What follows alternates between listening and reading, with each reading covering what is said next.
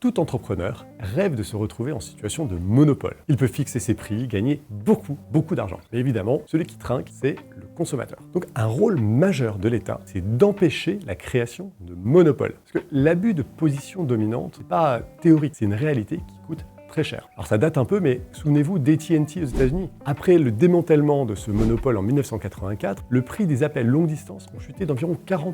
Pourquoi? Parce que la concurrence est revenue, tout simplement. En Europe, la Commission a sanctionné Google à plusieurs reprises pour avoir verrouillé des marchés, notamment le marché publicitaire sur Internet. Et ils ont donné plus de 8 milliards d'euros de pénalités sur la dernière décennie. C'est pas une croisade idéologique, la lutte contre les monopoles, c'est la défense d'un terrain de jeu équitable où les meilleurs produits gagnent et les consommateurs payent le juste prix. Le résultat d'une lutte efficace contre les monopoles, c'est que quand on rouvre un marché, le consommateur encaisse immédiatement le dividende. Prenons la France. En 2012, l'arrivée de Free Mobile a fait baisser la facture de téléphone mobile d'environ 30% en 2 ans. Ça représente 6,8 milliards d'euros qui ont été rendus aux ménages. Et soudain, les offres sans engagement, la portabilité du numéro, la baisse des prix, tout ça c'est devenu normal parce que la pression concurrentielle est revenue. Donc ça c'est un rôle pour moi important pour l'État moderne. C'est empêcher les ententes et ménager des portes d'entrée pour les nouveaux acteurs. Concrètement, que doit faire l'État? D'abord, il doit sanctionner les ententes et les abus vite et fort, mais avec une boussole très simple, le bien-être du consommateur et l'ouverture du marché. Ensuite, il doit casser les barrières inutiles à l'entrée, transforme des professions ou des secteurs en chasse gardée. Enfin, il doit préférer des remèdes